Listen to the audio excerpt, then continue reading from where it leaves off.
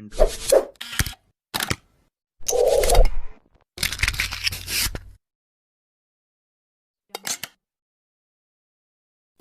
গল্পটি হেডফোন পরিয়া শুনিবেন। আজ আপনাদের জন্য শরদিন্দু বন্দ্যোপাধ্যায়ের লেখা ব্যোমকেশ কাহিনী মণি মণ্ডন। শরদিন্দু বন্দ্যোপাধ্যায় ছিলেন একজন ভারতীয় বাঙালি লেখক। তার জন্ম উত্তরপ্রদেশের জৌনপুর শহরে। আদিনিবাস উত্তর কলকাতার বরানগর কুটিঘাট অঞ্চলে। তার রচিত প্রথম সাহিত্য প্রকাশিত হয় তার 20 বছর বয়সে, যখন তিনি কলকাতায় বিদ্যাসাগর কলেজে আইন নিয়ে পড়াশুনো করছিলেন। পড়াশুনোর সাথেই তিনি সাহিত্য চর্চাও করতে থাকেন। তার সৃষ্টি গোয়েন্দা চরিত্র ব্যোমকেশ বক্সী আত্মপ্রকাশ করে 1932 সালে। শরদিন্দু 1938 সালে বোম্বের বম্বে টকিজে চিত্রনাট্যকার রূপে কাজ শুরু করেন। 1952 সিনেমার কাজ ছেড়ে স্থায়ীভাবে পুনেতে বসবাস করতে শুরু করেন। পরবর্তী 18 বছর তিনি সাহিত্য চর্চায় অতিবাহিত করেন। 1970 সালে হৃদরোগে আক্রান্ত হয়ে তার মৃত্যু হয়। আমাদের আজকের গল্প মণি মণ্ডন শরদিন্দু বন্দ্যোপাধ্যায় রচনা করেন 1958 সালে। প্রধান চরিত্রে ব্যোমকেশ, অজিত, রসময় সরকার এবং ভোলা। গল্পের সূত্রধার আমি, সন্দীপা। শুরু হচ্ছে মণি মণ্ডন।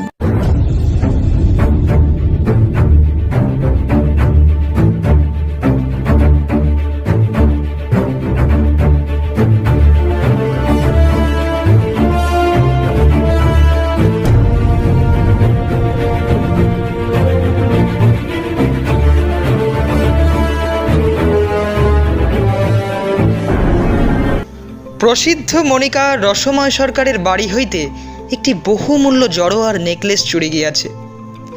সকালবেলায় খবরের কাগজ পড়িবার সময় বিলম্বিত সংবাদের স্তম্ভে খবরটা দেখিয়াছিলাম। বেলা আন্দাজ 8টার সময় টেলিফোন আসিল। অপরিচিত ব্যগ্র কণ্ঠস্বর। হ্যালো, ব্যোমকেশ বাবু? বলিলাম, না, আমি অজিত। আপনি কে? টেলিফোন বলিল, আমার নাম রসময় সরকার। ব্যোমকেশ বাবুকে একবার ডেকে দেবেন? নাম শুনিয়া বুঝিতে বাকি রহিল না যে চোর ধরিবার জন্য ব্যোমকেশের ডাক আসিয়াছে। বলিলাম, সে বাথরুমে গিয়েছে, বেরোতে দেরি হবে। কাগজে দেখলাম আপনার দোকান থেকে নেকলেস চুরি গেছে। উত্তর হইল, দোকান থেকে নয়, বাড়ি থেকে। আপনি অজিত বন্দ্যোপাধ্যায়, ব্যোমকেশের বন্ধু?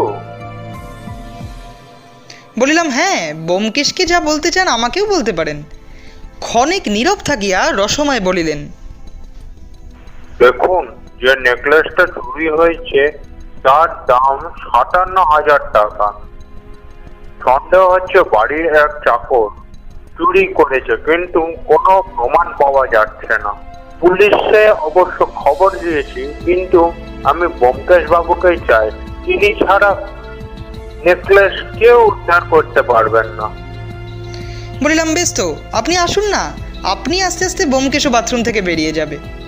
রসময় একটু কাতরভাবে বলিলেন, দেখুন, আমি পেটো রোগী, বেশি আবার নড়াচড়া করতে পারি না। তার চেয়ে যদি আপনারা আসেন তো বড় ভালো হয়। যাহারা বিপদে পড়ে তাহারাই ব্যোমকেশের কাছে আসে, সে আগে কাহারও কাছে যায় না। আমি বলিলাম, বেশ, ব্যোমকেশকে বলবো। রসময়ের মিনতি আরও নির্বন্ধপূর্ণ হইয়া উঠিল। না না, বলা বলে নয়, নিশ্চয় আসবেন। আমি গাড়ি পাঠিয়ে দিচ্ছি, আপনাদের কোনো অসুবিধা হবে না। বেশ, ধন্যবাদ ধন্যবাদ, আমি এক্ষুনি গাড়ি পাঠিয়ে দিচ্ছি। মিনিট কয়েক পর একটি ক্যাডিলাক গাড়ি আসিয়া দাঁড়াইল। ব্যোমকেশ বাথরুম হইতে বাহির হইলে সকল কথা বলিলাম এবং জানালা দিয়া গাড়িও দেখাইলাম। দেখিয়া শুনিয়া সে আপত্তি করিল না। আমরা ক্যাডিলাক গাড়ি চড়িয়া যাত্রা করিলাম। কলিকাতা শহরের বিভিন্ন অঞ্চলে রসময় সরকারের গোটা 5 সোনা দানা হীরা জহরতের দোকান আছে, কিন্তু তার বসত বাড়ি বউবাজারে। অল্পকাল মধ্যেই গাড়ি তাহার দ্বারে গিয়া দাঁড়াইল। রসময় সরকারের বাড়িটি সাবেক ধরনের, একেবারে ফুটপাতের কিনারা হইতে 3 তলা উঠিয়া গিয়াছে। মাঝখানে উপরিতলায় উঠিবার দ্বারমুক্ত সিঁড়ি, 2 পাশে দোকানের সারি। গৃহস্বামী উপরের 2 তলা লইয়া থাকেন। সিঁড়ির দরজা ভিতর হইতে বন্ধ ছিল। গাড়ি গিয়া থামিতেই দ্বার খুলিয়া একটি যুবক বাহির হইয়া আসিল। শৌখিন সুদর্শন চেহারা, বয়স 27-28। নমস্কার করিয়া বলিল, হ্যাঁ, আমার নাম মণিমান সরকার। বাবা উপরে আপনাদের জন্য অপেক্ষা করছেন, আসুন। আমরা সিঁড়ি দিয়া উপরে উঠিতে লাগিলাম। দ্বিতলে আছে রান্নাঘর, ভাড়ার ঘর, চাকরদের থাকিবার স্থান এবং তক্তপোষ পাতা একটি বসিবার ঘর। আমরা দ্বিতল ছাড়িয়া ত্রিতলে উঠিয়া গেলাম। এই ত্রিতলেই গৃহস্বামী সপরিবারে বাস করেন। তৃতীয় তলে উঠিলে গৃহস্বামীর বৃত্তপত্রের পরিচয় পাওয়া যায়। বিলাতি তালা লাগানো ভারী দরজায় রেশমি পর্দা, মেঝে পুরু গালিচা, ড্রয়িং রুমটি দামি আসবাব দিয়া সাজানো। গদি মোড়া দেয়ালে পারসিক ছবি আঁকা, ট্র্যাপেস্ট্রি ইত্যাদি। উপস্থিত ঘরটি একটু অবিন্যস্ত। মণিময় আমাদের ঘরে লইয়া গিয়া বলিল, বাবা, ব্যোমকেশ বাবু এসেছেন। দেখিলাম রসময় সরকার একটি চেয়ারে বসিয়া ডান পা সম্মুখ দিকে প্রসারিত করিয়া দিয়াছেন এবং একটি বিবাহিতা যুবতী তাহার পায়ের কাছে বসিয়া তাহার আঙ্গুল শেক দিতেছে। রসময়বাবুর বয়স অনুমান 50, ভারী গড়নের শরীর, মাংসল মুখ এখনো বেশ দৃঢ় আছে। আমাদের দেখিয়া তিনি তাড়াতাড়ি উঠবার চেষ্টা করিলেন, কিন্তু পারিলেন না, আবার বসিয়া পড়িলেন। আমার ও ব্যোমকেশের পানে পর্যায়ক্রমে চক্ষু ফিরাইয়া 2 করতল যুক্ত করিয়া ব্যোমকেশকে বলিলেন, আসুন আসুন ব্যোমকেশ বাবু, আমি সব দিক দিয়ে বড় কাবু হয়ে পড়েছি। আপনারা এসছেন, আমি বাঁচলাম। বসুন বসুন অজিত বাবু।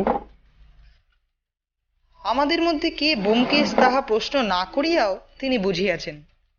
তাই রসময় সরকারের বিষয় বুদ্ধি সম্পন্ন ব্যক্তি তাহাতে সন্দেহ নাই। আমরা সোফায় পাশাপাশি বসিলাম।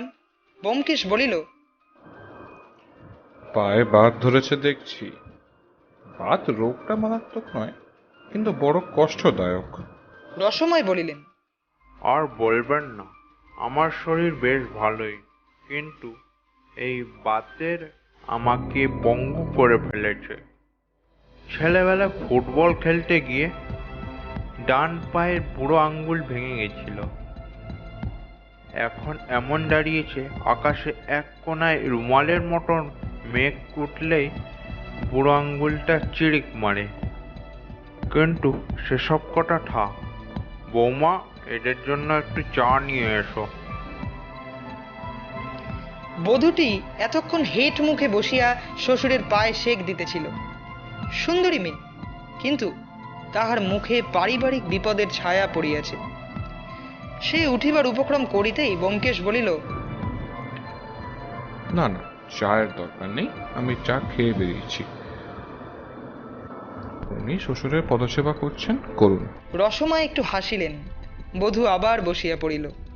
রসময় বলিলেন, আচ্ছা, তবে থাক। মণি, সিগারেট নিয়ে এসো। মণিময় এতক্ষণ একটা চেয়ারের পিছনে দাঁড়াইয়াছিল। সে চলিয়া গেলে রসময় বধূর পানে সস্নেহ দৃষ্টি নিক্ষেপ করিয়া বলিলেন, বড় লক্ষ্মী বৌমা আমার। গিন্নি ছোট ছেলেকে নিয়ে তীর্থ দর্শনে বেরিয়েছেন। এখন ওর হাতেই সংসার। অবশ্য ওকে দিয়ে পদসেবা আমি করাই না, কিন্তু চাকরটা। এই বলিয়া রসময় থামিয়া গেলেন। তারপর গলার স্বর পাল্টাইয়া বলিলেন, বাজে কথা থাক, কাজের কথা বলি। আপনি অনুগ্রহ করে এসেছেন, আপনার অমূল্য সময় আমি নষ্ট করব না। ব্যোমকেশ বাবু, কাল রাত্রে আমার বাড়িতে অঘটন ঘটে গেছে, যা কখনো হয়নি তাই হয়েছে। একটা হীরের নেকলেস। ব্যোমকেশ বলিল, সব গোড়া থেকে বলুন, সংক্ষেপ করবেন না। মনে করুন আমি কিচ্ছু জানি না। মণিময় একটি 555 মার্কা সিগারেটের টিন ঢাকনি ঘুরাইয়া খুলিতে খুলিতে ঘরে প্রবেশ করিল। টিন আমাদের সম্মুখে রাখিয়া জানালার সম্মুখে গিয়া দাঁড়াইল। আমরা সিগারেট ধরাইলাম। রসময় বলিতে আরম্ভ করিলেন, কলকাতা শহরে আমার 5টি জুয়েলারির দোকান আছে। বড় কারবার, বছরে প্রায় 30 লক্ষ টাকা কেনা বেচা। অনেক বিশ্বাসী প্রবীণ কর্মচারীও আছেন। আমার যখন শরীর ভালো থাকে আমি দেখাশোনা করি। 2 বছর থেকে মনিও যাতায়াত শুরু করেছে। কলকাতার বাইরে ভারতবর্ষে সর্বত্র আমাদের কাজ কারবার আছে। বোম্বাই, মাদ্রাস, নয়াদিল্লি, যেখানে যত বড় জহুরি সকলের সাথে আমাদের লেনদেন। কখনো আমাদের কাছ থেকে তারা হিরে জহরত কেনে, কখনো আমরা তাদের কাছ থেকে কিনি। জহুরি ছাড়া সাধারণ খরিদ্দার তো আছেই। রাজারা থেকে ছাপোষা গৃহস্থ সবাই আমাদের খরিদ্দার। মাসখানেক আগে দিল্লি থেকে রামদাস চোকসি নামে এক বড় জহরি আমার কাছে এলো। রাজস্থানের কোন রাজবাড়িতে মেয়ের বিয়ে, 10 লক্ষ টাকার গয়নার ফরমাশ পেয়েছেন, কিন্তু সব গয়না সে নিজে বানাতে পারবেন না। আমাকে দিয়ে একটা হীরের নেকলেস গড়িয়ে নিতে চান। ডিজাইন দেখে হিরে বাছাই করে দাম কষা হলো 57,000 টাকা। 1 মাসের মধ্যে গয়না গড়ে দিল্লিতে রামদাসের কাছে পৌঁছে দিতে হবে। গয়না তৈরি হলো।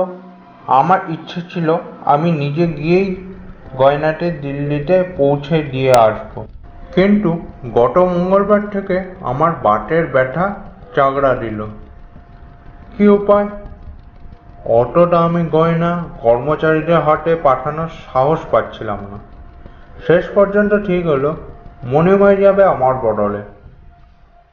আজ ওর যাওয়ার কথা। আমি একদিনও বাড়ি থেকে বেরোতে পারিনি। মণি কাজকর্ম দেখছে। নেকলেসটা তৈরি হওয়ার পর বড় দোকানে সিন্ধুকে রাখা ছিল।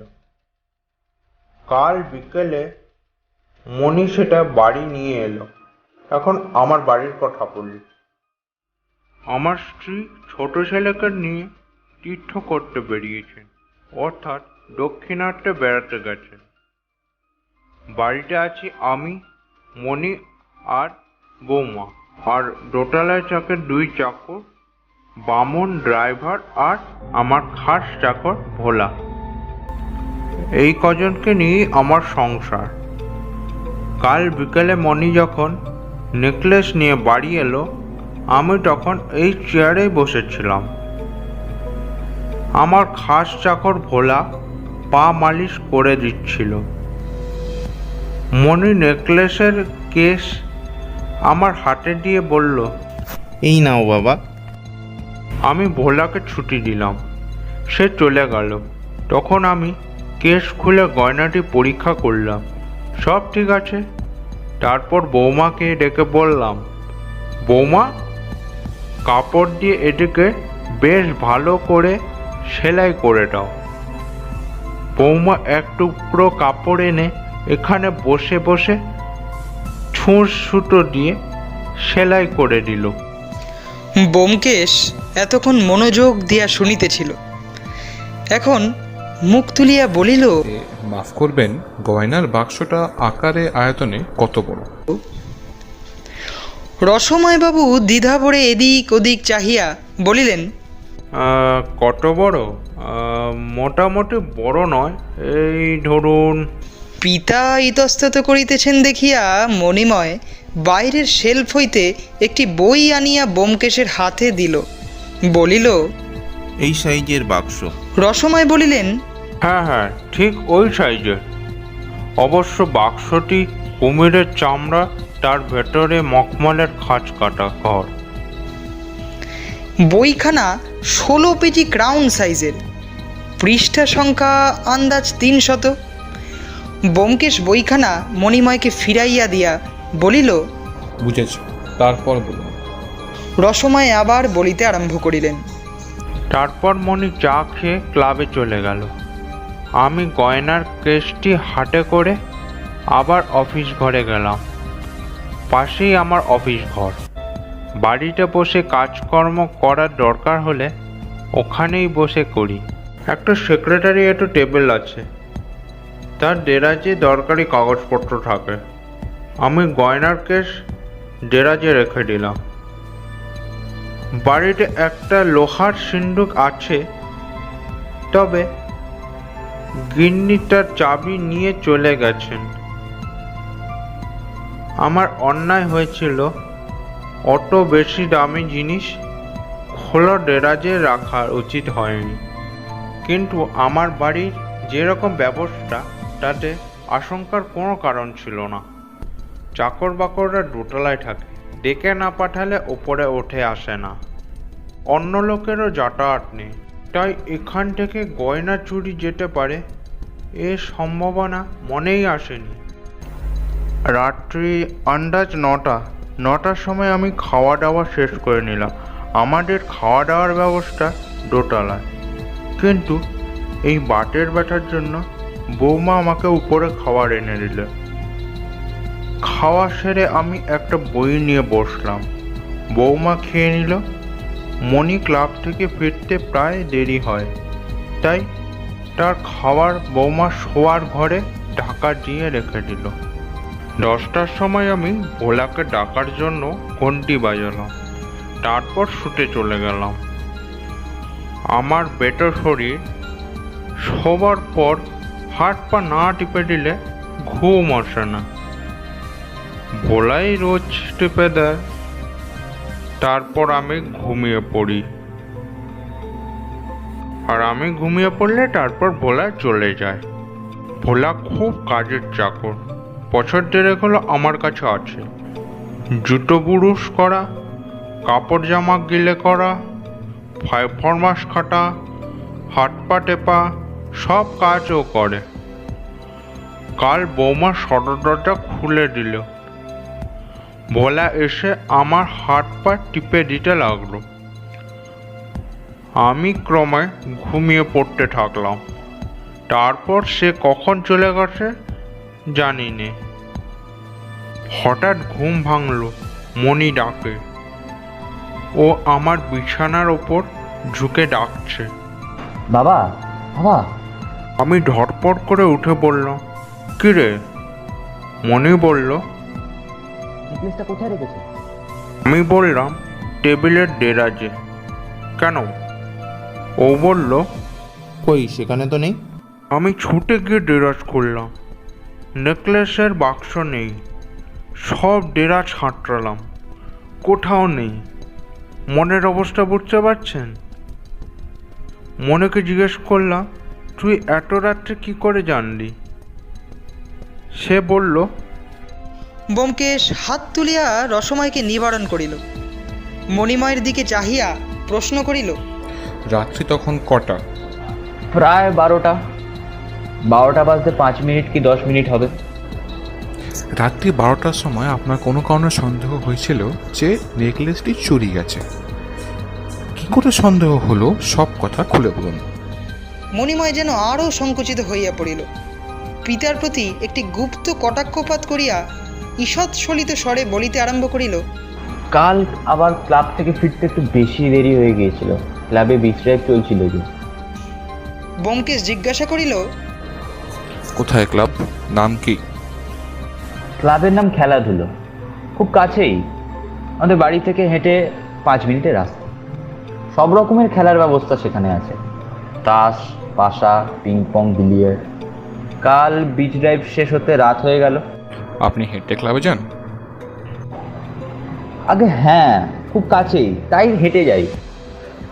কাল যখন ক্লাব থেকে বেরোলাম তখন 12:15, রাত নিশুতি। আমাদের বাড়ির সদর দরজার ঠিক সামনে একটা ল্যাম্পপোস্ট আছে। আমি যখন বাড়ির প্রায় 30-40 গজের মধ্যে এসেছি তখন দেখলাম আশেপাশের দোকান সব বন্ধ হয়ে গেছে, কিন্তু একটা লোক ঠিক আমাদের দূরের সামনে দাঁড়িয়েছে।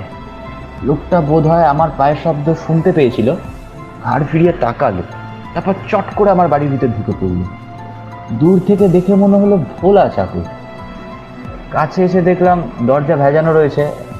অন্যদিকে আমি 10টা সাড়ে 10টার মধ্যে বাড়ি ফিরি। কিন্তু সদর দরজা তার আগেই বন্ধ হয়ে যায়। আজ খোলা রয়েছে। আমার খটকা লাগলো। সদর দরজার হুড়কো লাগে উপরে উঠে গেলাম। দোতলার চাকরে ঘুমোচ্ছে, কারুর সারা শব্দ নেই। দোতলায় উঠতেই স্ত্রী এসে দরজা খুলে দিলেন। আপনি বোধহয় লক্ষ্য করেছেন তেতলার দরজার বিলাতির গা তালা লাগানো। ভিতর থেকে বন্ধ করে দিলে বিনা চাবিতে বাইরে থেকে খোলা যায় না। আমি স্ত্রীকে বললাম, বাড়ির সামনে একটা লোক দাঁড়িয়েছিল। উনি বললেন উনি দেখেছেন। উনিও দেখেছেন? ব্যোমকেশ বধূর পানে চোখ ফিরাইল। বধূ লজ্জা পাইল। তাহার মুখ উত্তপ্ত হইয়া উঠিল। রসময় তাহাকে উৎসাহ দিয়া বলিলেন, লজ্জা কি বৌমা, যা দেখেছ ব্যোমকেশকে বলে দাও। বধূ তখন লাজস্তিমিত কণ্ঠে থামিয়া থামিয়া বলিল, কাল রাত্রিতে আমি ওর ক্লাব থেকে ফিরতে দেরি হচ্ছিল। আমি জানলার কাছে দাঁড়িয়েছিলুম। অনেকক্ষণ দাঁড়িয়ে থাকার পর হঠাৎ দেখলুম ঠিক আমাদের দরজার সামনে ফুটপাতের ওপর কে একজন দাঁড়িয়ে রয়েছে। আমি ঢুকে দেখার চেষ্টা করলুম, কিন্তু ভালো দেখতে পেলুম না। তারপরেই লোকটা অদৃশ্য হয়ে গেল। মনে হলো দরজায় ঢুকে পড়ল। সেই সময় দেখতে পেলুম উনি আসছেন। লোকটা যেন ওকে দেখেই ভেতরে ঢুকে পড়ল। তারপর আমি গিয়ে দোতলা দরজা খুলে দিলাম। উনি উঠে এলেন। ব্যোমকেশ বলিল, লোকটাকে চিন্তা করেছিলেন? বধূ মাথা নাড়িল। না, ওপর থেকে তার মুখ দেখা যাচ্ছিল না, তবে মনে হয়েছিল চাকরদের মধ্যেই কেউ হবে। ব্যোমকেশ মণিময়কে বলিল। তারপরে কি হলো? মণিময় বলিল, স্ত্রীর কথা শুনে সন্ধ্যা আরো বেড়ে গেল। নেকলেসটা বিকেলবেলা এনেছি, সেটা বাবা নিশ্চয়ই টেবিলের দেরাজে রেখেছেন, কারণ সিন্ধুকের চাবি নিয়ে মা তো চলে গেছেন। আমি চুপি চুপি বাবার অফিস ঘরে গেলাম। আলো জেলে দেরাজগুলো খুলে দেখলাম নেকলেসের কেস নেই। আরও যেখানে সেখানে রাখা সম্ভব সব জায়গায় খুঁজলাম, কোথাও নেই। ভীষণ ভয় হলো। তখন বাবাকে ডেকে তুললাম।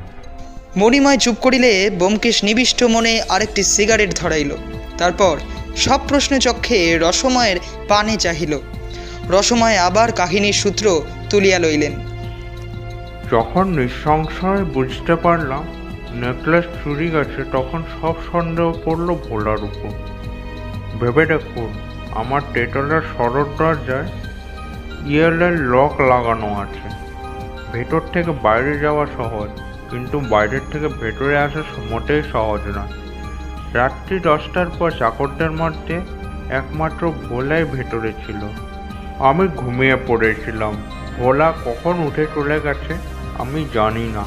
হয়তো সে 11:15টার সময় উঠে গেছে। দেরাজ থেকে নেকলেস নিয়ে চুপি চুপি বেরিয়ে সিঁড়ি দিয়ে নিচে নেমে গেছে। নিচে হয়তো তার শহরের লোক ছিল। ব্যোমকেশ মণিময়কে জিজ্ঞাসা করিল, আপনি একটাই লোক দেখেছিলেন তো? মণিময় বলিল, হ্যাঁ, সেখানে দ্বিতীয় জনপ্রাণী কিছুই ছিল না। ব্যোমকেশ বধূর দিকে ফিরিয়া বলিল, আর আপনি? বধূ বলিল, আমিও একজনকেই দেখেছিলাম। আমি সারাক্ষণ নিচের দিকেই তাকিয়েছিলাম। আর কেউ থাকলে দেখতে পেতাম। ব্যোমকেশ কিয়ৎকাল সিগারেট টানিল। শেষে রসময়কে বলিল। তারপর আপনি কি করলেন? রসময় বলিলেন, তখন 12টা বেজে গেছে। বাপ বেটা মিলে পরামর্শ করে থানায় ফোন করলাম। মণি নিচে নেমে গিয়ে সদর দরজার কাছে দাঁড়িয়ে রইল, যাতে বাড়ি থেকে কেউ বেরোতে না পারে। থানার বড় দারোগা অমরেশ বাবুর সাথে আমার পরিচয় আছে। বিশিষ্ট ভদ্রলোক। ভাগ্যক্রমে তিনি থানায় উপস্থিত ছিলেন। ফোন পেয়ে তক্ষুনি তিনি 4 জন লোককে নিয়ে এসে পড়লেন। প্রথমে দোতলার ঘরগুলো খানা তল্লাশ হলো। চাকররা সকলে ঘুমাচ্ছিল, ভোলাও ছিল। পুলিশ তন্ন করে তল্লাশি করলো, কিন্তু নেকলেস পাওয়া গেল না। অমরেশবাবু তখন টেটলার খানা তল্লাশ করলেন। বলা যায় না, চোর হয়তো নেকলেস চুরি করে এখানেই কোথাও লুকিয়ে রেখে গেছে, পরে টাক বুঝে সরাবে, কিন্তু এখানেও নেকলেস পাওয়া গেল না।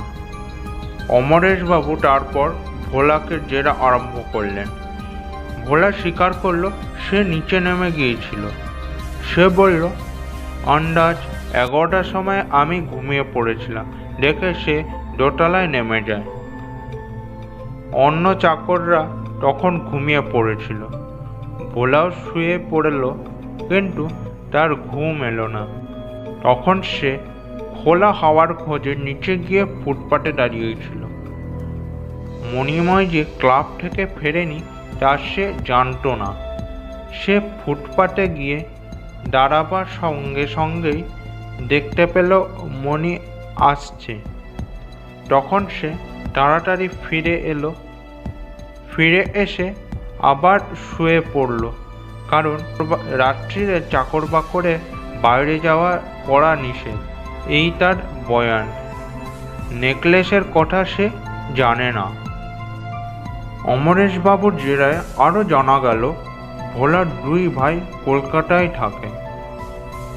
মেছুয়া বাজারে তাদের বাসা। ভাইদের সঙ্গে ভোলার বিশেষ দহরম সহরম নেই,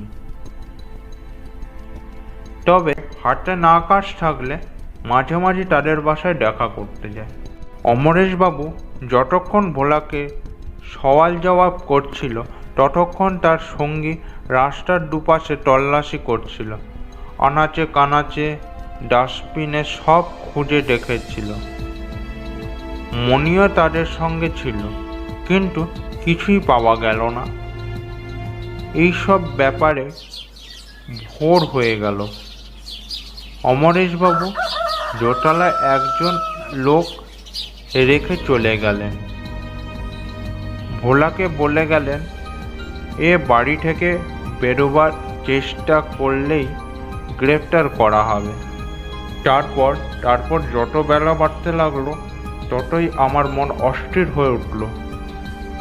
অমরেশবাবু কাজের লোক, চেষ্টার ত্রুটি রাখবেন না, কিন্তু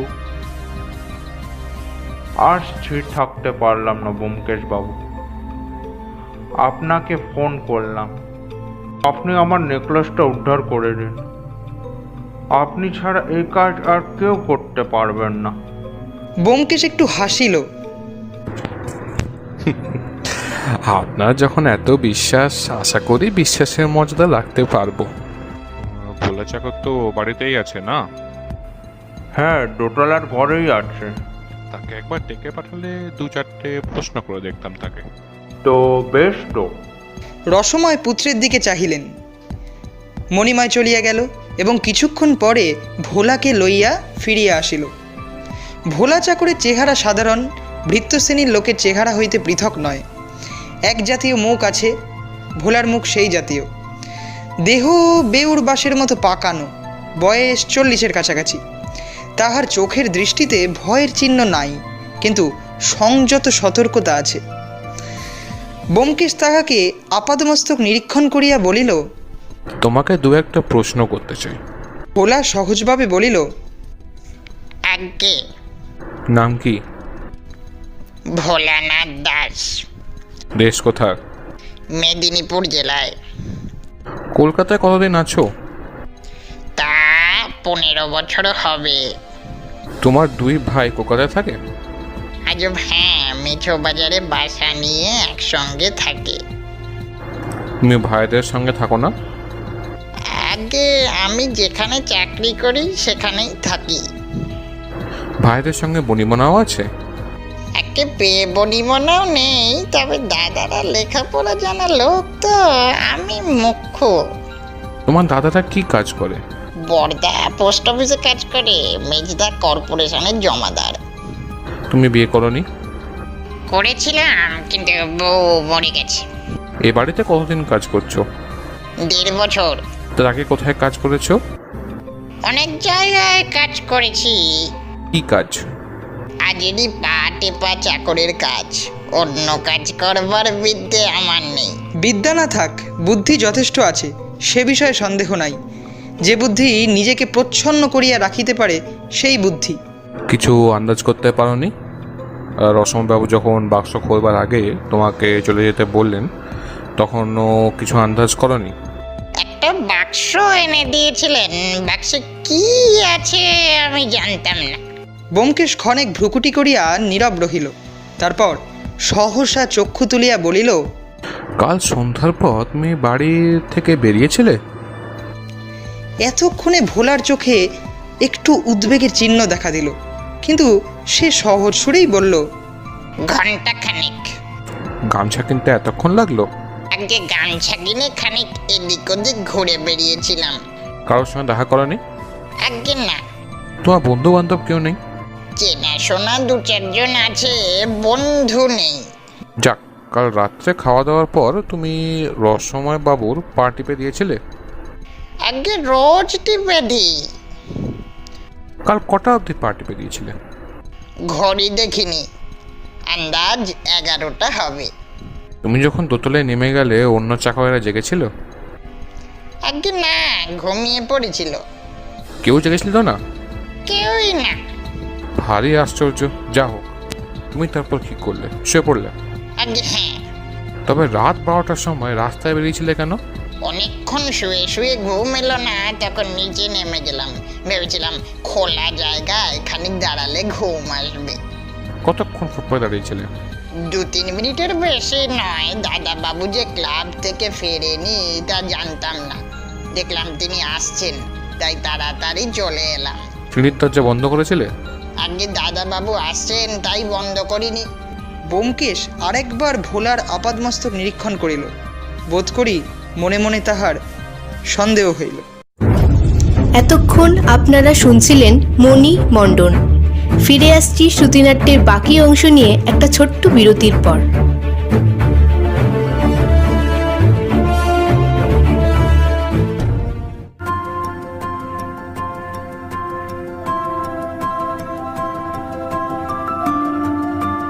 Will be in jobs that do not exist today. 37% of Indian workforce would be employed in new job roles. 54% will fall under unchanged job category. Technology will dominate the nature of the jobs available in the future. The jobs will be the same, but the skill sets required will be different. You have to constantly adapt to the needs of the industry to stay relevant. The old rule was, you can have a job for life. The rule for the millennial is, you can have a career for life. Since 2008, we at SVIST are helping students build a career that is future-proof. We follow a curriculum that is not in isolation, but very much industry relevant.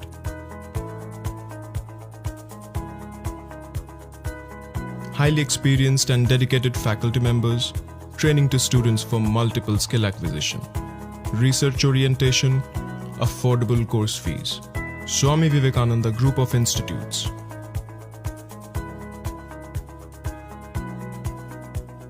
Creating excellent entrepreneurs.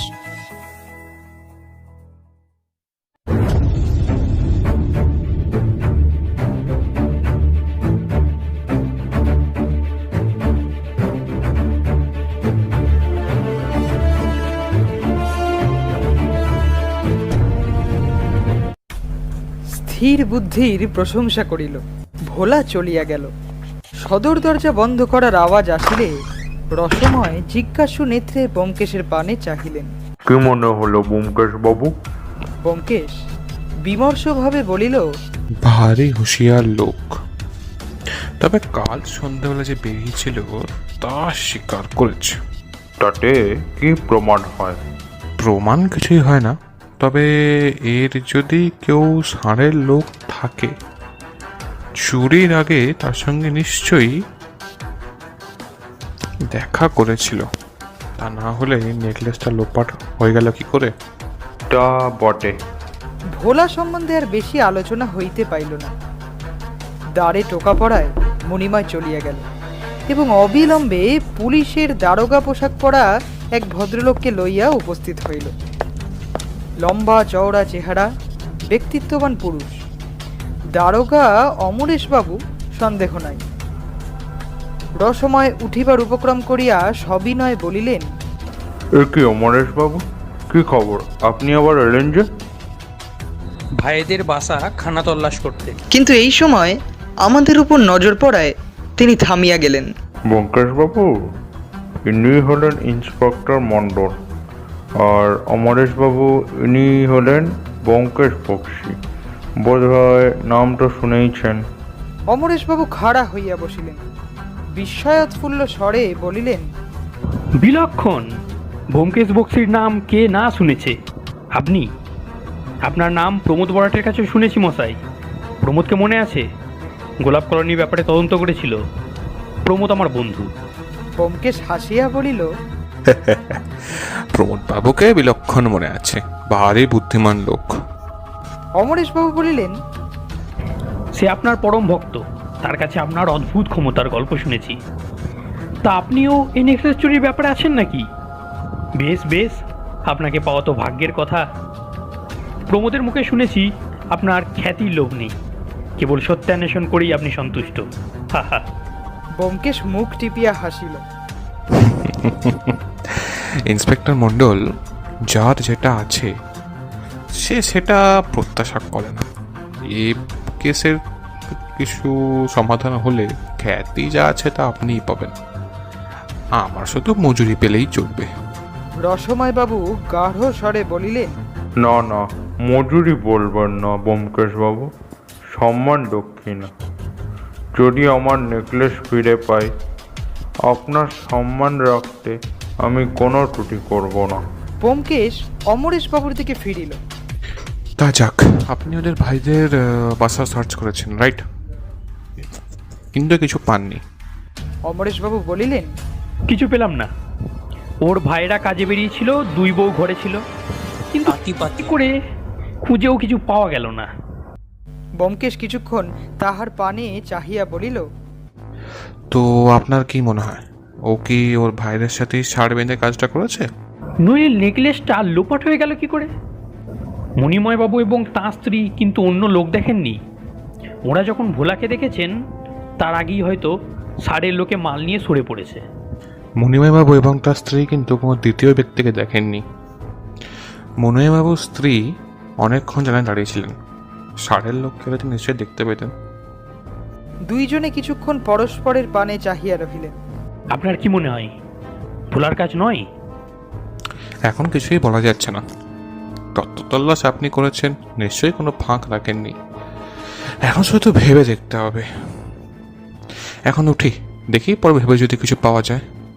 বাসায় ফিরিয়া জিজ্ঞাসা করিলাম, তোমার সন্দেহটা কার ওপর?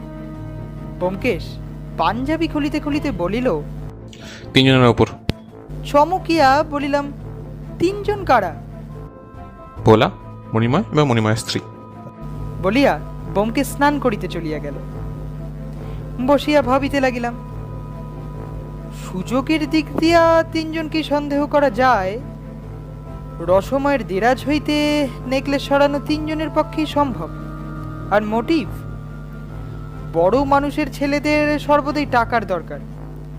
বনিময় ক্লাবে গিয়া তাস পাশা খেলে, নিশ্চয়ই বাজি রাখিয়াই খেলে। হয়তো অনেক টাকা দেনা হইয়াছে, ভয়ে বাপের কাছে বলিতে পারিতেছে না। আর মণিময় স্ত্রী, মেয়েটি দেখিতে শান্তশিষ্ট, কিন্তু তাহার মুখের উদ্বেগের ব্যঞ্জনা প্রচ্ছন্ন রহিয়াছে। গহনার প্রতি স্ত্রী জাতির লোভ অবস্থা বিশেষে দুর্নিবার হইয়া উঠিতে পারে, কিন্তু যেই চুরি করুক, চোরাই মাল বেমালুম সরাইয়া ফেলিল কি করিয়া। সেদিন দুপুরবেলা ব্যোমকেশ আরাম কেদারায় লম্বা হইয়া সারাক্ষণ কড়িকাঠের শোভা নিরীক্ষণ করিল, কথাবার্তা বলিল না। আপারতান্ত্রিক চা পানের পর হঠাৎ বলিল, চলো একবার ঘুরে আসা যাক। কোথায় ঘুরবে? রসায়ন বাবুর বাড়ির সামনের ফুটপাতের জায়গাটা ভালো করে দেখা হয়নি সকালে। পদব্রজে আমাদের বাসা হইতে রসময়বাবুর বাড়ির সামনের ফুটপাতে পৌঁছতে 20 মিনিট লাগিল। কাছাকাছি গিয়া ব্যোমকেশ এদিক ওদিক চাহিতে লাগিল। বাড়ির দরজার দুই পাশে দোকানগুলি খোলা রহিয়াছে। একটি হোমিওপ্যাথি ওষুধের দোকান, একটি ঘড়ির দোকান, 2টি বস্ত্রালয়। সব দোকানেই খরিদ্দারের যাতায়াত। ফুটপাথে পথচারীর ভিড়। রসমায়ের বাড়ির তেতলায় গোটা চারেক জানালা। উহাদেরই একটা হইতে মণিমায়ের বউ পথের পানে চাহিয়াছিল। চোখ নামাইয়া দেখিলাম ব্যোমকেশ হঠাৎ থামিয়া গিয়াছে এবং এক দৃষ্টে রসমায়ের সদর দরজার দিকে চাহিয়া আছে। তাহার দৃষ্টি অনুসরণ করিয়া দেখিলাম দরজা খুলিয়া মণিময় বাহির হইয়া আসিল। তাহার পরিধানে ধুতি, গেঞ্জি, হাতে একখানা খামের চিঠি। সে দরজার বাহিরে আসিয়াই পাশে দেয়ালে গাঁথা পোস্ট বক্সে চিঠি ফেলিয়া দিয়া আবার ফিরিয়া যাইবার উপক্রম করিল। এই যে মণিবাবু, কাকে চিঠি লিখলেন? ব্যোমকেশের কণ্ঠস্বরে মণিময় চমকিয়া চাহিল। আমাদের দেখিয়া সবিনয় বলিল, এ কি আপনারা, কি খবর আছে নাকি? ব্যোমকেশ বলিল, আমার খবর পরে দেব না হয়, আগে আপনি বলুন কাকে চিঠি লিখলেন? মাকে খবরটা দিলাম, তাড়াতাড়ি ফিরে আসতে লিখলাম, কিন্তু আজ আর চিঠিখানা যাবে না, ডাক পেরিয়ে গেছে। সেই কাল ভোরের ক্লিয়ারেন্সে যাবে। কিন্তু আপনি নিশ্চয়ই কিছু ভালো খবর পেয়েছেন, সত্যি বলুন না। ব্যোমকেশ বলিল, বাড়ি থেকে যখন বেরিয়েছিলাম তখন কোনো খবর পাইনি, কিন্তু এখন পেয়েছি। কি খবর? নিখিলের সন্ধান পেয়েছেন? কি পেয়েছি পরে কথা হবে, এখন আপাতত একটা জরুরি কাজ সেরে আসতে হবে। একবারটি করে আসবেন না? বাবা আপনার কাছ থেকে খবর পাওয়ার জন্য অস্থির হয়ে রয়েছেন। ক্ষণিক চিন্তা করিয়া ব্যোমকেশ বলিল, না, জরুরি কাজটা আগে সারতে হবে। আমি মণিময়ের সঙ্গে উপরে গেলাম। রসময়বাবু বিলক্ষণ হতাশ হইয়া পড়িয়াছিলেন। ব্যোমকেশের কথা শুনিয়া বারবার উদ্বেগ ভরে আমাকে জিজ্ঞাসা করিতে লাগিলেন। আমি বলিলাম, ব্যোমকেশকে কখনো মিথ্যে আশ্বাস দিতে শুনি। সে যখন বলেছে পাবেন, তখন নিশ্চয়ই পাবেন। অতঃপর চা, কেক ও 555 নম্বর সিগারেট সেবন করিয়া ক্যাডিলাকে চড়িয়া গৃহে ফিরিলাম। সন্ধ্যা উত্তীর্ণ হইয়া গিয়াছিল, কিন্তু ব্যোমকেশ তখনও ফেরে নাই। আরো ঘণ্টাখানেক পরে ফিরিল। জিজ্ঞাসা করিলাম, গিয়েছিলে কোথায়? সে বলিল, থানায় দারোগা অমরেশ বাবুর সঙ্গে দরকার ছিল। কি দরকার? ভীষণ দরকার। তুমি তাড়াতাড়ি খেয়ে শুয়ে পড়তো, কাল সকাল সকাল উঠতে হবে। আমার কৌতূহল চরিতার্থ করিবার ইচ্ছা তাহার নাই দেখিয়া আমি উঠিয়া পড়িলাম। আহারে বসিলে সত্যবতী আমার মুখ লক্ষ্য করিয়া বলিল, মুখ গোমরা কেন? বলিলাম, তোমার পতিদেবতাটি একটি কচ্ছপ। সত্যবতী মুখ টিপিয়া হাসিল। এত জন্তু থাকতে কচ্ছপ কেন? কচ্ছপ কথা কয় না। ব্যাপার বুঝিয়া সত্যবতীর মুখ সহানুভূতিতে পূর্ণ হইয়া উঠিল। সে বলিল, সত্যি বাপু, কি রাগ যে হয়। আচ্ছা, আমাদের নয় বুদ্ধি একটু কম, তাই বলে কৌতূহল তো কম নয়। তাড়াতাড়ি খাওয়া সারিয়া শুইয়া পড়িলাম। ঘুম ভাঙিল রাত্রি শেষে। ব্যোমকেশ ঠেলা দিয়া ঘুম ভাঙাইয়া দিল। অজিত, অজিত, তাড়াতাড়ি উঠো, আমাদের বেরোতে হবে। চা প্রস্তুত ছিল। তাড়াতাড়ি গলার্ধকরণ করিয়া ব্যোমকেশের সহিত বাহির হইলাম। রাস্তার আলো তখনও নেভে নাই। ঘুমন্ত নগরকে সহস্র চক্ষু মেলিয়া পাহারা দিতেছে। কোথায় চলিয়াছি তখনও জানি না। কিছু দূর অগ্রসর হইবার পর বুঝিলাম রসময় বাবুর বাড়ির দিকে যাইতেছি।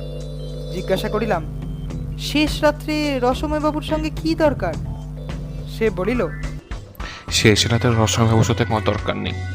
তবে শেষ রাত্রে বেরোবার দরকার ছিল কি? আরে জানোই তো, ওস্তাদের মার শেষ রাতে। সোজা কথা বলবে না, কেবল হেয়ালি করবে। ব্যোমকেশ মুচকি হাসিয়া বলিল, রসময় বাবুর বাড়ির দেওয়ালে যে ডাক বাক্স আছে, তার প্রথম ক্লিয়ারেন্সের সময় হচ্ছে ভোর 5টা, আজ যখন ডাব বাক্স খোলা হবে তখন সেখানে উপস্থিত থাকতে চাই। বলিলাম, তাহলে? ব্যোমকেশ হাত তুলিয়া বলিল, ধৈর্য মানো সখা, ধৈর্য মানো। কয়েকটা গলি খুঁজির ভিতর দিয়া চলিবার পর রসময় বাবুর বাড়ির সম্মুখীন হইলাম। গলি যেখানে বড় রাস্তায় মিলিয়াছে সেখানে দুটো লোক প্রচ্ছন্নভাবে দাঁড়াইয়া আছে। ব্যোমকেশ তাহাদের সহিত ফিস ফিস করিয়া কথা বলিল। তারপর আমরাও গলির মুখে প্রচ্ছন্ন হইয়াই দাঁড়াইলাম। হাত ঘড়িতে দেখিলাম 5টা বাজিতে 10 মিনিট। এখনো রাস্তায় লোক চলাচল আরম্ভ হয় নাই। মাঝে মাঝে শক্তি বোঝাই ট্রাক গুরুগম্ভীর শব্দে চলিয়া যাইতেছে। রসময় বাবুর বাড়ির অভ্যন্তর অন্ধকার। সম্মুখস্থ ল্যাম্পপোস্ট বন্ধ সদর দরজার উপর আলো ফেলিয়াছে। দরজার পাশে দেয়ালে গাঁথা ডাকবাক্সর লাল রং অসংখ্য ইস্তাহারে চাপা পড়িয়া গিয়াছে। ওটা যে ডাকবাক্স তাহা সহজে নজরে পড়ে না। একটি একটি করিয়া মিনিট কাটিতেছে। সঞ্চরমান মিনিটগুলির লঘু পদধ্বনি নিজের বক্ষস্পন্দনে শুনিতে পাইতেছি। 5টা বাজিল। শরীরের স্নায়ু পেশি শক্ত হইয়া উঠিল। লোকটা কখন নিঃশব্দে ডাক বাক্সের সামনে আসিয়া দাঁড়াইয়াছে, যেন ভৌতিক আবির্ভাব। গায়ে খাকি পোশাক, কাঁধে দুটো বড় বড় ঝোলা। ঝোলা দুটো ফুটপাতে নামাইয়া সে পকেট হইতে চাবির গোছা বাহির করিল। তারপর ডাক বাক্সের তালা খুলিতে প্রবৃত্ত হইল। ব্যোমকেশ হাত নাড়িয়া ইশারা করিল। আমরা শিকারীর মতো অগ্রসর হইলাম। গলির মুখ হইতে বাহির হইয়া দেখিলাম রাস্তার 2 দিক হইতে আরো 2 জোড়া লোক আমাদের মতো ডাক বাক্সের দিকে অগ্রসর হইতেছে। নিঃসন্দেহে পুলিশের লোক, কিন্তু গায়ে ইউনিফর্ম নাই। লোকটা ডাক বাক্সের কবাট খুলিয়াছে। আমরা গিয়া তাহাকে ঘিরিয়া ধরিলাম। সে খোলা কবাট পিঠ দিয়া আড়াল করিয়া স্থলিতে সরে পড়িল। কি চাই? ব্যোমকেশ কড়া সুরে বলিল, তোমার নাম ভূতনাথ দাস, তুমি ভোলার বড় ভাই? ভূতনাথ দাসের মুখখানা ভয়ে শীর্ণ বিকৃত হইয়া গেল। চক্ষু দুটো ঠিকরাইয়া বাহির হইবার উপক্রম করিল।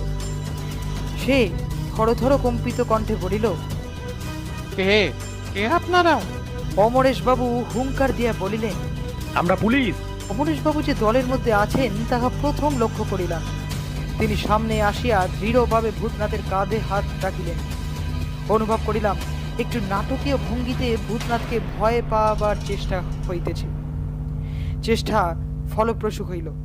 ভূতনাথ একেবারে দিশাহারা হইয়া গেল। হঠাৎ উগ্র তারস্বরে কাঁদিয়া উঠিল, ওরে বলা, তুই কি করলি রে? আমাদের সর্বনাশ করে দিলি। আমার চাকরি চলে যাবে, আমি এবারে শ্রীঘর বাস করতে হবে। সে ধাবিতেই অমরেশ বাবু তাহার কাঁধে একটা ঝাঁকানি দিয়া বলিলেন, কোথায় রেখেছো চোরাই মাল? বের করো। ভূতনাথ অমরেশ বাবুর পায়ের ওপর উপুর হইয়া পড়িল। হুজুর, ও পাপ জিনিস আমি ছুঁইনি। হুজুরটা আমি ওই পাপ জিনিস ছুঁই। ও জিনিস ডাব বাক্সের মধ্যে আছে। বের করো। ক্ষণকাল স্তব্ধ হইয়া রহিলাম। পরশু মধ্যরাত্রি হইতে আজ সকাল পর্যন্ত নেকলেস রসময় বাবুর বাড়ির দেয়ালে গাঁথা ডাক বাক্সের মধ্যেই আছে। অমরেশ বাবু বলিলেন। ভূতনাথ উঠিয়া ডাক বাক্সের দিকে ফিরিল। ডাক বাক্সে অনেক চিঠি জমা হইয়াছিল। তাহার মধ্যে হাত ঢুকাইয়া বাক্সের পিছন দিকের কোণ হইতে একটি পার্সেল বাহির করিয়া আনিল। সাদা কাপড়ে সেলাই করা ব্রাউন 16 পেজি বইয়ের মতো আকার আয়তন। ভূতনাথ সেটি অমরেশ বাবুর হাতে দিয়া কাতর স্বরে বলিল, এই নিন হুজুর, ধর্মজানের ভেতরে কি আছে আমি দেখিনি হুজুর। এই সময় রসময়ের সদর দরজা খুলিয়া গেল। লাঠিতে ভরিয়া রসময় এবং তাহার পিছনে মণিময় ও বধূ। সকলে সদ্য ঘুম ভাঙা চোখে সবিস্ময় উদ্বেগ। রসময় বলিলেন, অমরেশ বাবু, ব্যোমকেশ বাবু, কি হয়েছে? আমার নেকলেস?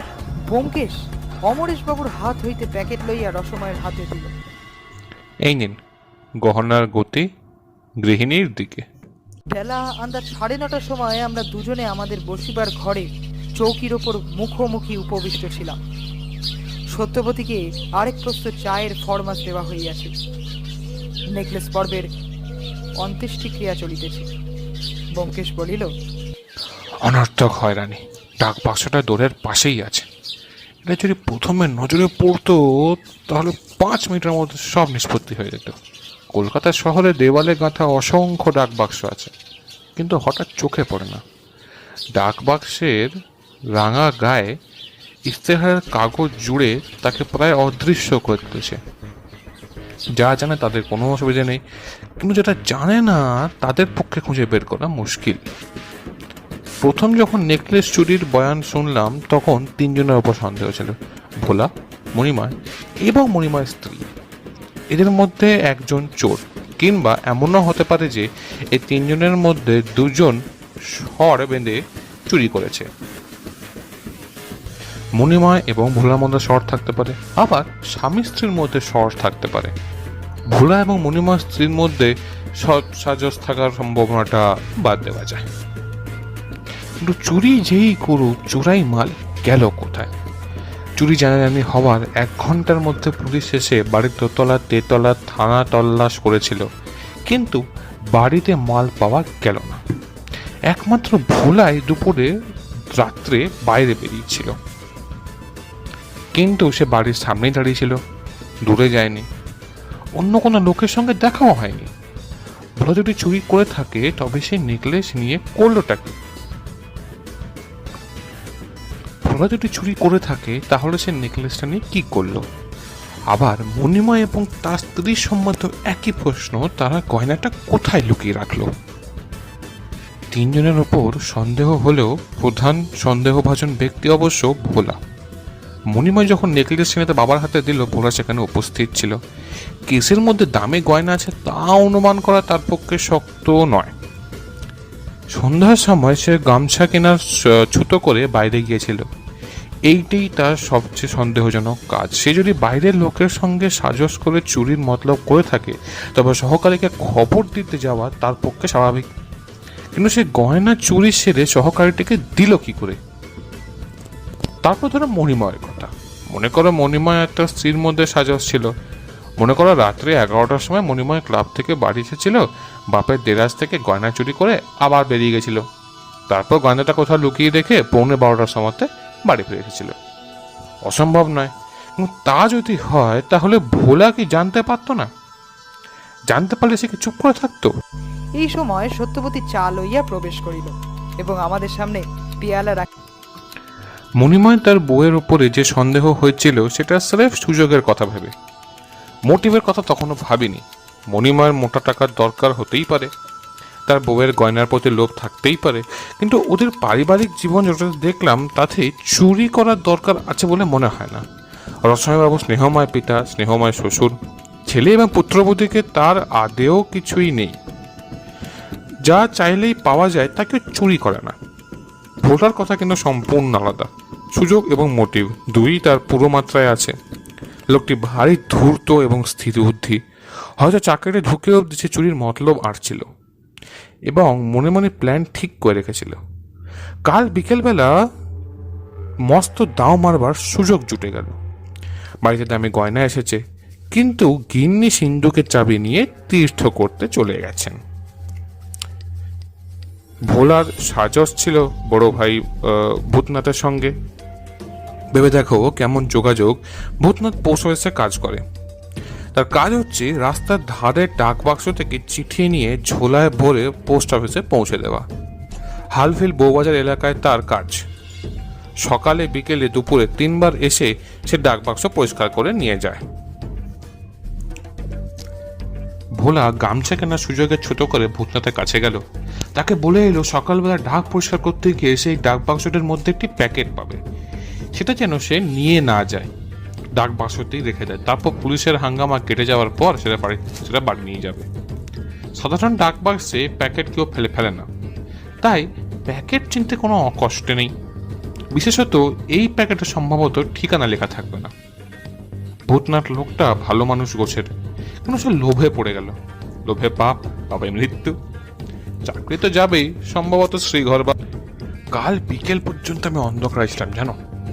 তারপরে ওই দেখলাম মণিময় ডাক বাক্সে চিঠি ফেলছে, অমনি সব পরিষ্কার হয়ে গেল। ভোলা বলেছিল তার এক ভাই পোস্ট অফিসে চাকরি করে। কে চোর, কি চুরি করেছে, চোরাই মাল কোথায় আছে, কিছু অজানা রইল না। ভোলা সিঁড়ি দিয়ে নেমে টুক করে প্যাকেটটা ডাক বক্সে ফেলে আবার উপরে উঠে গিয়েছিল। হয়তো দরজার সামনে মিনিটখানে দাঁড়িয়েছিল হাঁফ নেওয়ার জন্য। মণিময় যে ক্লাব থেকে ফেরেনি সে এবং মণিময়ের বউ যে জানলায় দাঁড়িয়ে আছে পথ সে তা জানতো না। আমি যখন ব্যাপার বুঝতে পারলাম তখন শটান আমরা যাবো কাছে গেলাম। ভোলার দাদা ভূতনাথ কি কাজ করে পোস্ট অফিসে খবর নিয়ে জানা গেল। তখন বাকি রইল শুধু আসামিকে ফাঁদ পেতে ধরা এবং স্বীকারোক্তি আদায় করা। দরজায় ঠক ঠক শব্দ শুনিয়া দাঁড় খুলিলাম। মণিময় দাঁড়াইয়া আছে, হাসি মুখে বলিল, বাবা এটি আপনার জন্য পাঠালেন। ব্যোমকেশ ভিতর হইতে বলিল, আসুন মণিময় বাবু। মণিময় ভিতরে আসিয়া বসিল। পকেট হইতে একটি ছোট্ট নীল মকমলের কোটা লইয়া ব্যোমকেশের সম্মুখ রাখিল। বাবা এটি আপনার জন্য পাঠালেন। তিনি নিজেই আসতেন, কিন্তু তার পা। ব্যোমকেশ বলিল, না না, উপযুক্ত ছেলে থাকতে তিনি বুড়ো মানুষ আসবেন কেন? তা নেকলেস পেয়ে তিনি খুশি হয়েছেন? মণিময় হাসিয়া ঘাড় নাড়িল। সে আর বলতে, তিনি আমাকে বলতে বলেছেন এই সামান্য জিনিসটা আপনার প্রতিবার উপযুক্ত না, তো আপনাকে নিতে হবে। কি সামান্য জিনিস? ব্যোমকেশ কোটা লইয়া খুলিল। একটা মোটরের মতো হীরা ঝকঝক করিয়া উঠিল। হীরা আংটি? ব্যোমকেশ আংটিটা সসন্ত্রম চক্ষে নিরীক্ষণ করিয়া বলিল, ধন্যবাদ। আপনার বাবাকে বলবেন আংটি আমি নিলাম। এটাকে দেখে মনে হয় আমি এর উপযুক্ত নই। চললেন নাকি? চা খেয়ে যাবেন না? আজ একটু তাড়া আছে, দুপুরের প্লেনে দিল্লি যেতে হবে। ফিরে এসে আর একদিন আসবো, তখন চা খাবো। মণিময় চলিয়া গেল। প্রায় সঙ্গে সঙ্গে ভিতর দিক হইতে সত্যবতী প্রবেশ করিল। বোধহয় পর্দার আড়ালে ছিল। ললিত কণ্ঠে বলিল, দেখি দেখি কি পেলে। ব্যোমকেশ আংটির কোটা লুকাইয়া ফেলিবার চাল। আমি কালিয়া লইয়া সত্যবতীকে দিলাম। বললাম, এই নাও, এটা ব্যোমকেশের প্রতিবার উপযুক্ত নয় এবং ব্যোমকেশও এর উপযুক্ত নয়, সুতরাং এটা তোমার। ব্যোমকেশ বলিল, আরে আরে, এ কি? আংটি দেখিয়া সত্যবতীর চক্ষু আনন্দে বিস্ফোরিত হইল। ও মা, হীরের আংটি, ভীষণ দামি আংটি। হিরেটারই দামি 1000 খানেক। কেমন মানিয়েছে বলো দেখি। ওই যা, মাছের ঝোল চড়িয়ে এসেছি, এতক্ষণে বোধহয় পুড়ে জুড়ে শেষ হয়ে গেল। সত্যবতী আংটি পরিয়া চকিতে অন্তর্হিত হইল। ব্যোমকেশ তক্ত বসে এলাইয়া পড়িয়া গভীর নিঃশ্বাস মোচন করিল। বলিলাম, ঠিক কথা, এবং গহনার গতি গৃহিণীর দিকে।